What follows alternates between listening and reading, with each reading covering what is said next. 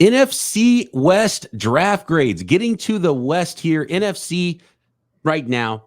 AFC next time to finish up our 2024 NFL draft grades are the Arizona Cardinals inching closer to contention. And did the 49ers do enough to get over the top and win the big win? All that and more coming up on today's Peacock and Williamson. NFL analyst Brian Peacock and former NFL scout Matt Williamson bring you expert NFL analysis every day in less than 30 minutes.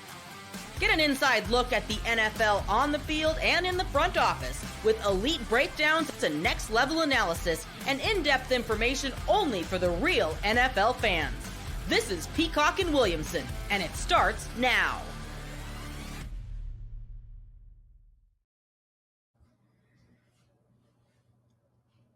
Show Brian Peacock alongside Matt Williamson at BD Peacock at Williamson NFL. Thank you so much, everybody, for making us your first listen on the Locked On Podcast Network, your team every day. We love our everydayers, and we love it even more when you hit subscribe. Make sure you hit that subscribe button. We appreciate it on YouTube or wherever you're listening to this podcast. Today's episode of Peacock and Williamson, sponsored by FanDuel. Make every moment more. Right now, new customers get $150 in bonus bets with any winning $5 bet. That's $150 with any winning $5 bet. Visit FanDuel.com/locked on to get started. We are getting started, Matt, with the Arizona Cardinals going alphabetical here through the NFC West. Now that we have a chance to really learn about these draft classes and grade these things, which is always a lot of fun. It's an interesting process. And with a team like the Cardinals, they're drafting a lot and they're drafting high. So they're naturally going to have a pretty good grade. Some of this is because of, things that were set in motion in previous seasons. But, what are you going to do? They drafted, 7 guys in the top 3 rounds? I mean, this is going to be a pretty highly graded class. And I like the guys they took, too. So yeah. This might be an A. This might be one of the few A's that I'm giving out here in the 2024 class. Starts with Marvin Harrison Jr. And if he's everything that people expect him to be in Arizona, they expect him to be faster Larry Fitzgerald. That means that's one of the greatest receivers of all time, right? That's pretty good, yeah. Probably slow down on that. Whether he's bigger Marvin Harrison or faster Larry Fitzgerald, both those guys are unbelievable already. And an even better version in Marvin Harrison did they get the best player in the draft at number 4, Matt? I tend to lean that way, and you mentioned it. I mean, this is going to be an A draft for me. 7 picks in the top 3 rounds and 10 in the top 5. I mean, that's phenomenal. And I give them credit because all the millions of mocks we looked at pre-draft, some of them had them trading out. Somebody comes up to get a quarterback. But if you're going to make 10 picks in the top 5 rounds and 7 in the top 3, stay there and get what might be the best player in this draft. I mean, someone that should be a major difference maker in Harrison. So hold your water, take the best guy for you. I find it fascinating that both the Cardinals and the Bears didn't do what they did last year. They traded for volume last year. They stayed at the top for impact this year. Caleb Williams, obviously, and then obviously Rome Odunze as well for the Chicago Bears. And for the Arizona Cardinals, it was Marvin Harrison Jr. And too good to pass up on. And at some point, you need impact more than you need depth and volume of draft picks. And they already had so many picks. That's why I like just sticking and picking with Marvin Harrison. Don't get too cute there if you're the Cardinals and they got themselves a guy who is probably. We throw around generational a lot. He's closer to being a generational prospect at wide receiver than some of these other guys are at other positions that we throw out there, including quarterback a lot of times. I can't imagine him busting. I mean, maybe he won't be the faster version of Larry or the bigger version of Daddy, but I have feelings to be pretty good. The question really is how fast is he? And on one hand, you're like, you didn't get any testing numbers. Maybe is there a reason why? Mm-hmm. But man, he looks fast. So I think he would have tested well. And I kind of like the idea where he's like, I'm going to train for football, not track. And he's ready to go early in his career. So that kind of gets me pumped if I'm a Cardinals fan, probably.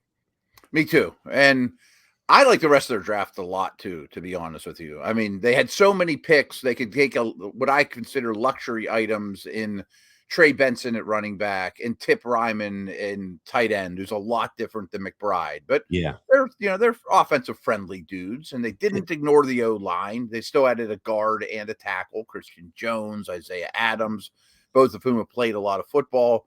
And another thing that this team's trying to do is be the Eagles of the West and get a rotation of defensive linemen, with, a versatile, different basketball team pieces. And Robinson certainly fits that. Xavier Thomas, I thought, was nice value. And I really like the D-backs. Melton was one of my favorite players in this draft. Elijah Jones is a really good man-covered corner, and Taylor Demerson, safety/slot. So premium positions, some luxury picks. I mean, I really like this draft. Yeah, when you draft this many times, you get a little bit of everything. So wide receiver at number 4, Marvin Harrison, came back at late round 1, picked 27, and selected Missouri defensive end Darius Robinson. And I really liked Darius Robinson. I think that's a phenomenal pick in that portion of round 1. I think he give you a little bit as a tackle, but man, he can set the edge as a run defender. And you're playing the 49ers a couple times a year, and teams like to run the football, and he's going to be up to that challenge as a run defender early in his career. And he can give you a little something as a pass rusher and probably move up and down the line a little bit. As you mentioned, Max Melton, I thought this was about the ceiling for him, but he's a player I liked in the second round, and his stock just kept climbing during the process. Trey Benson, you get a 3rd round running back there.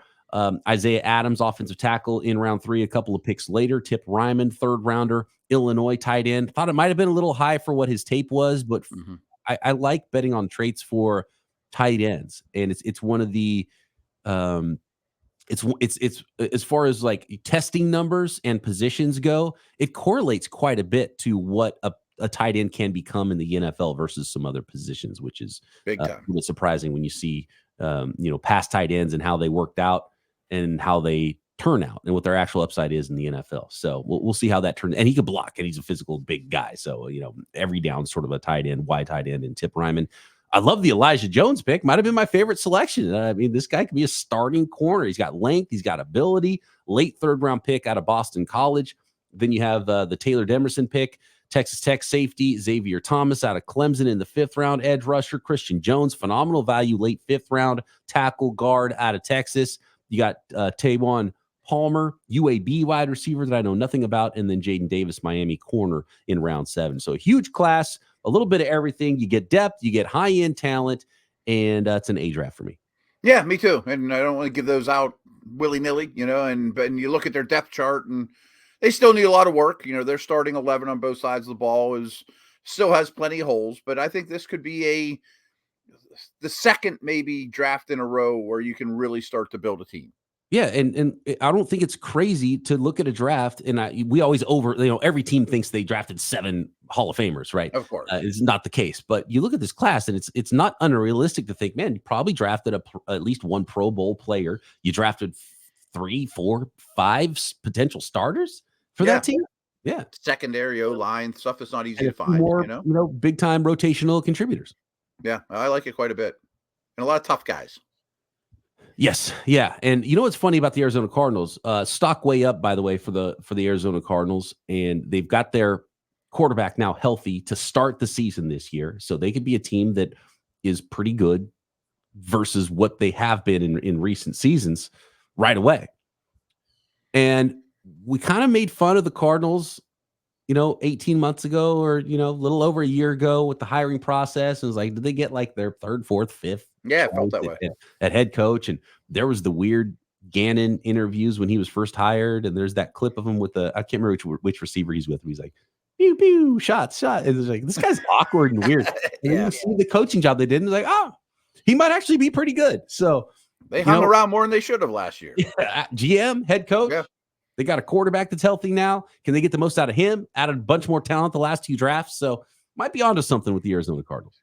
I'm not predicting they will be this team, but there will be a team out there that this time, 365 days ago, we were laughing at the Texans. Boy, they're from the doldrums. And, and look, I'm the first one to admit, I was like, no, you're going to trade all that up again to go double dip in the top 3 and draft a quarterback. And Will Anderson, I wasn't 100% sold on. And then Will Anderson's like, okay, you better be right. And then they traded away their own pick and not the Browns pick, and ended up working out for them. Right. They got it right. Someone's going to be that team this year. Maybe it's Arizona. That's all I'm saying. Maybe. Next, we got the Los Angeles Rams, San Francisco 49ers, Seattle Seahawks. How do we grade their 2024 draft classes?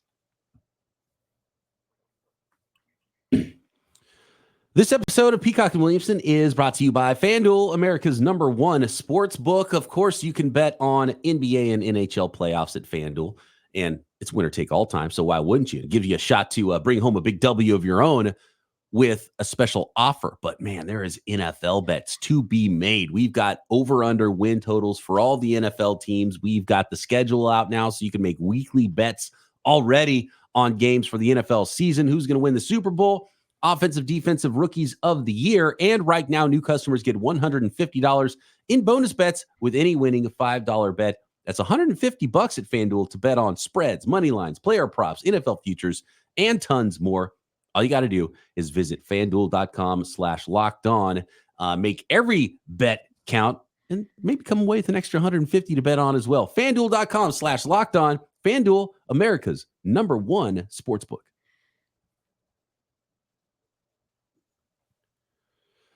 Up next, the Los Angeles Rams. And can we congratulate the Rams on selecting a player at all in the first round this year? Yeah, how about that, Matt? So maybe a higher grade than past years for the Rams. And I'm interested to see what you think of this class, because while they did draft a first-round player, I'm not all the way convinced that this is a phenomenal draft class, Matt. It was Jared Verse, the 19th pick in round 1, Florida State edge rusher. A little bit stiff for me, which is why he was still there at pick 19. But apparently they loved him and they were trying to move up to get him early in the draft, which makes me question why teams like the Falcons and some other teams maybe didn't take that. Yeah, right. That. And, because the Rams are an aggressive team. They're trying to trade up. They didn't get that done, but they ended up drafting Jared Verse, number 19 overall out of Florida State. Then they came back to get his teammate, traded up, in fact, to get Braden Fisk in round 2 out of Florida State, the defensive tackle that picked 7 in round 2. Running back out of Michigan, Blake Corum in round 3, another third-round pick in Cameron Kitchens, safety out of Miami. Then didn't have a pick until later day 3, late round 5, Brennan Jackson, Washington State edge. A few 4 6th-round picks, Tyler Davis out of Clemson, defensive tackle, Josh Carty, a kicker from Stanford, and Jordan Whittington, a Texas wide receiver, along with Bo Limmer, center from Arkansas in round 6, and then finished it off late round 7, KT Levinston, Kansas State guard, to finish up their 2024 class. What are your favorite picks, least favorite picks? What do you give this grade for the Los Angeles Rams? Yeah, I think we're going to be kind of in lockstep on this one. They're a C for me. I think Kitchens and Jackson in the mid rounds were a little over drafted, and they need all the starters they can get on defense, but I don't know that either one projects as a starter. They drafted a kicker, whatever. Yes. But 6th round, when was it? Yeah, late 6. That's okay. I'm okay. That's fine. Yeah, I'll let that slide. But their first 2 picks to me are okay. I mean, you kind of mentioned it. There's obvious stiffness with Verse. He can win with power, but I don't know if he can win with other things at this level. And Fisk is really easy to root for, and he is a bundle of energy, but he has short arms and double teams just blow him apart. I mean, I think he's a rotational guy. So, yeah, they needed D-line help, but I don't know that either one of these guys is my cup of tea. And I obviously, I think of things through a 49ers lens, as the host of Locked On 49ers, the team I cover, and that's the team you have to beat right now in the NFC West. And we just talked about with the Arizona Cardinals and Darius Robinson. Phenomenal against the run, edge setter against the run. You're playing the 49ers. You got to get them in 3rd and long, right, before you rush the passer. Well, Braden Fisk,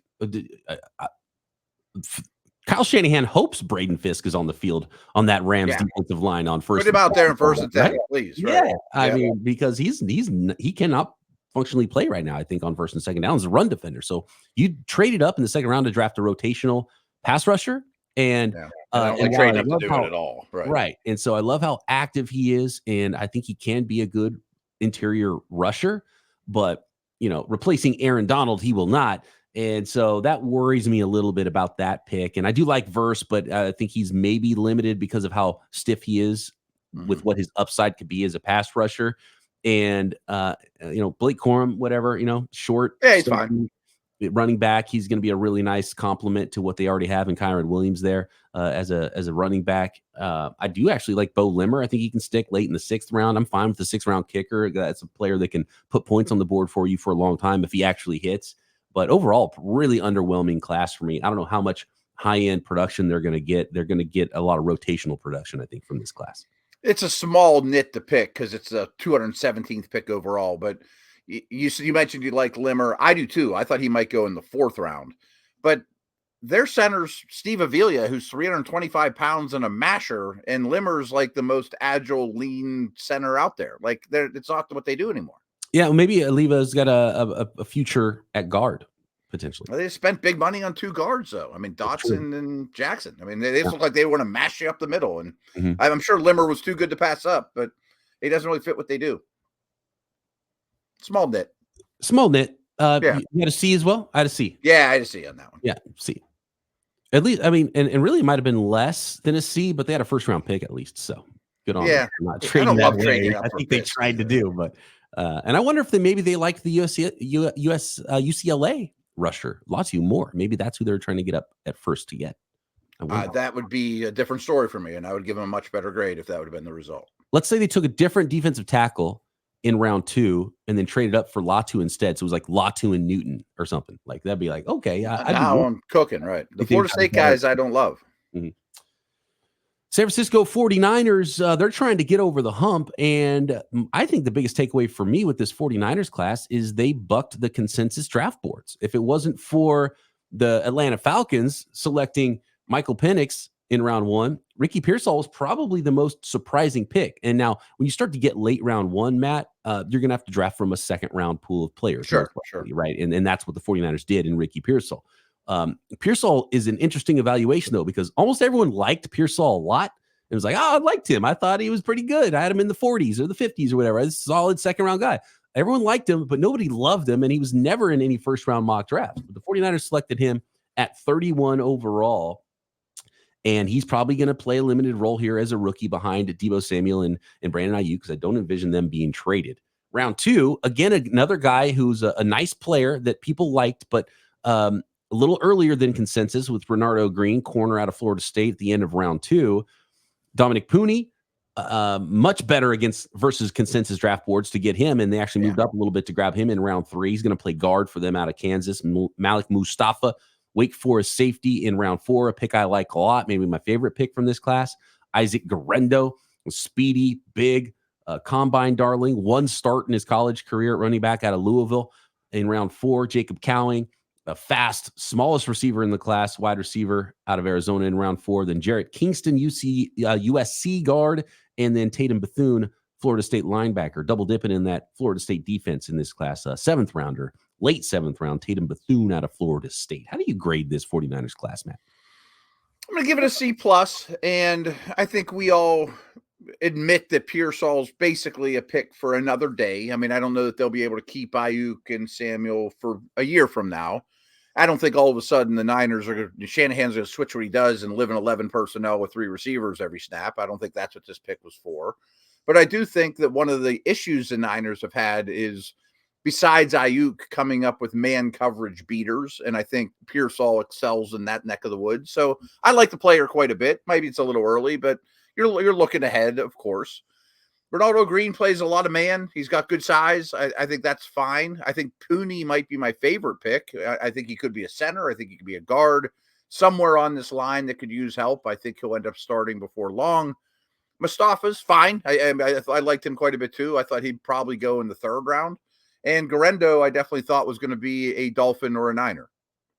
Yeah, and ironically, the Dolphins moved up just prior to that pick and took Jalen Wright, who's the player that I thought was a perfect fit for the 49ers or the Dolphins, and I compared him to Raheem Mostert before the draft. Now he's Raheem Mostert's teammate, and I have a feeling Mike McDaniel and the group over there in Miami wanted to get in front of Kyle Shanahan and the 49ers to make that selection in round 4. Makes a ton of sense. Absolutely. Yep. I see it similarly. I've been kind of teetering back and forth between C+, B-. I'm not in love with the Pearsall pick. I think he's a really good player. Mm-hmm. I'm a little bit worried about play strength. Does he end up being just like a really nice slot receiver, or is he, can he develop a dynamic ability to get the ball down the field? I like the way he tracks the football. I think he can get open, but is he just going to be a quick middle of the field defender or a receiver? Or is he going to be a lot more? And I just don't know if there's a ceiling beyond being a nice little number 2, number 3 type of receiver, which is why he had 2nd round grades and not 1st round grades from a lot of folks. But I think he's a nice fit for the 49ers, and we'll see what he looks like in probably year 2 after Deebo's gone is my guess. Bernardo Green, liked him, but again, I didn't love the idea of trading down with the Chiefs and allowing them to come up and grab Kingsley Suamataia, which was a slam dunk for me. It's hard to find tackles in this league, and the linemen they ended up drafting are not going to be future tackles. And so I'm a little bit worried about current and future offensive tackle for the 49ers. And at some point you got to draft a guy and develop a guy, or just overpay for players in free agency. And probably not be picking in the top 10 next year to get one either. Right. Exactly. So at some point you got to find one and coach the guy up, even if you think he's raw like Suamataia. So that's why I didn't like that beginning. I thought there was better players on the board in round one. But when you talk about Pooney and Malik Mustafa, I love those guys. And then when you start to look at this class as a whole, it's like, okay, you had the second to last pick in every round, yet you might have come away with 4 potential starters. That's a pretty good class. Yeah. So that's why it kind of teeters into the B- range, even though I didn't love the value of the first 2 picks. But overall, it's a pretty solid class when you look at it. And Cowing could be a wide receiver 4 and a return guy. And Kyle that was the one guy I wanted to question you about. Like Cowing didn't make sense to me. Like picking one receiver was a little bit of a shock that high. But even the second one, I know he's different. He's slot, but it seemed a little. They wanted a spot for him. They wanted to add speed. Okay. And they drafted a running back that ran 4.3. They drafted one receiver that ran 4.3, another that ran 4.41. I think that was pretty important for them to add some speed to the offense. And Malik Mustafa was the guy I circled, and I said, "This is a guy John Lynch is going to love." And they good call, thumper. So yeah, solid, not spectacular, but it really revolves around if Renardo Green's a legit starting corner and he's going to start off, and here's the thing, he's going to start inside. Dominic Pooney is going to start inside. Where's you're not drafting high enough to get these outside players, so you need some outside players. Take a safety and a running back, and they're not exactly value positions, right? Right. And Pearsall, is he a slot, or does he end up being a true outside playmaker? So I think he can do both. I think he can too, but it has to go really right with those first 2 picks for this to be a really home run class. But I think it was solid in the middle for sure. I'm giving it a C+. I mean, obviously, if the Niners would have had all Arizona's picks, that would do better. It's tough when you pick 31 and don't have extra stuff, of course, Next, Seattle Seahawks. How did they do? And are any of these teams going to surpass the San Francisco 49ers in 2024? We'll get to it next. Today's episode of Peacock Williamson is sponsored by eBay Motors. Passion, drive, and patience. It's the formula for winning Lombardis, just like it's what keeps your vehicle alive and on the road and thriving. And eBay Motors has everything you need to maintain your vehicle and level it up to peak performance. Superchargers, roof racks, exhaust kits, LED headlights.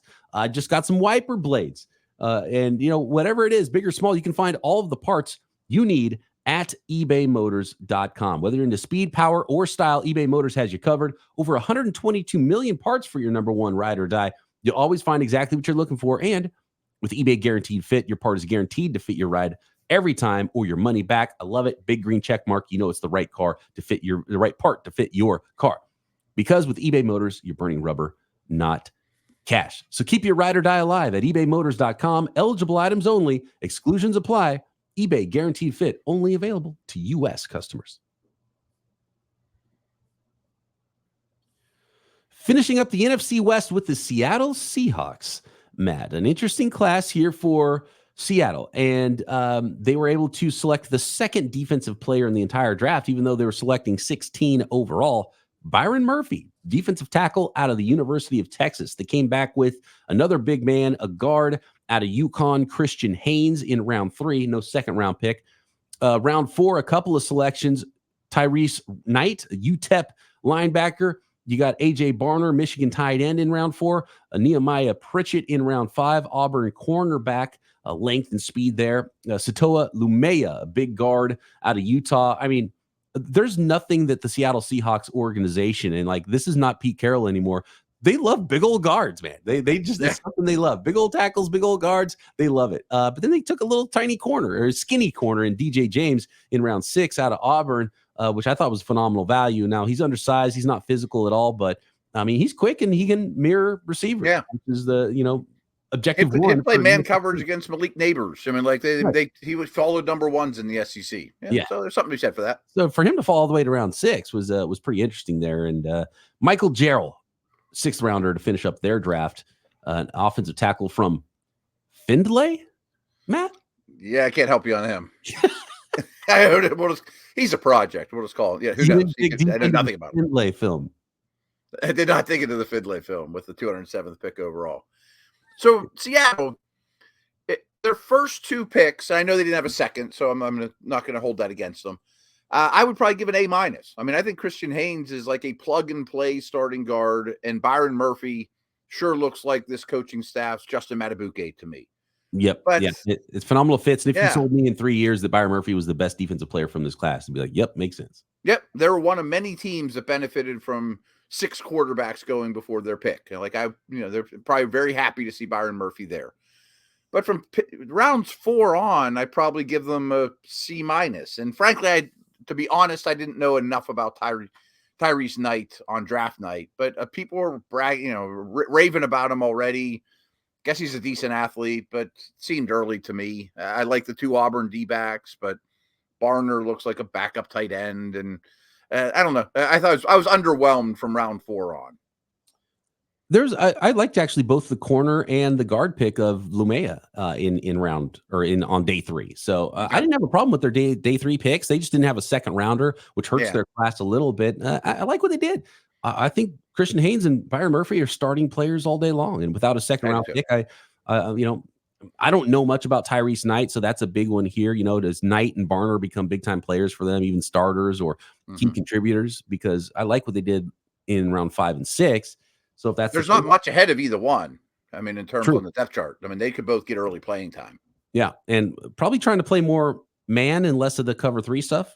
I'm guessing. I think so. Yeah, right? Yeah. I think Ravens. A couple of corners, but they already have some good corners that can man up. Obviously, Witherspoon was a top 5 pick in last year's class. B-. I like this class for the Seattle Seahawks. And B- is a good grade, by the way. We don't throw out high grades willy-nilly here on Peacock and Williamson. We're tough graders. Yeah, I feel like we've been very lockstep in a lot of these exercises. I had a B- too, but I mean, Murphy, it's really hard for a defensive tackle to win Rookie of the Year, but he could have the best rookie season of any defensive player in this whole draft. And I think Haynes will start tomorrow. Yeah, and still some projection with Byron Murphy too, because the production and the numbers aren't quite stunning for him. But when you watch his tape, you're like, yeah, that he's got twitch to him.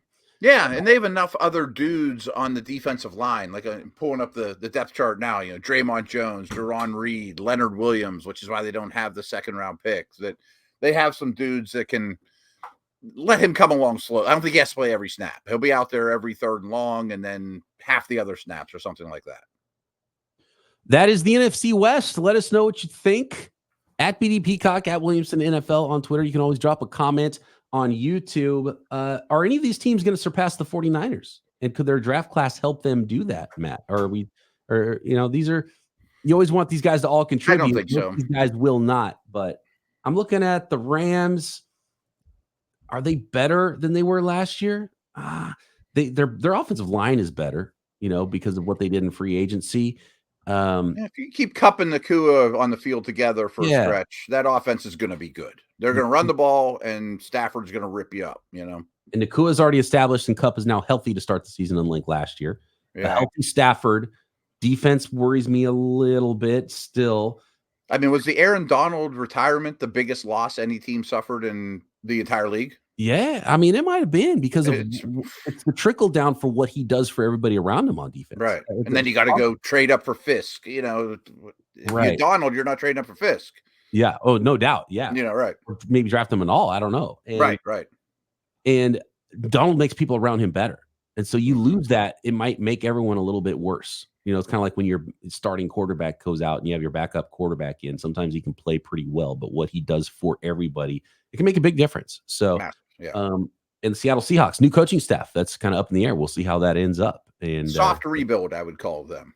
Yeah, kind of take a step back this year and start over. Long leash on the coaching staff. Right. I don't think they'll be a contender. Add some of the pieces you like to implement what you're trying to do there. So I don't think the 49ers are in trouble this year in the West. No, but there's a potential for them, especially those Cardinals, Keep I an say eye a year on from them. now, we might be looking at, boy, a year from now, we might be like, boy, Trent Williams retired. Kittle's looking old. Yeah. This McCaffrey, Purdy guy wants $50 million, and the McCaffrey Cardinals are coming on declared strong. his 30th birthday, and he Yeah. had a Yep. billion touches over the last couple of seasons. And, And Arizona's making progress quick. Debo's traded. So, Yeah. 2025 is the time to make your move, I think, for those teams in the West.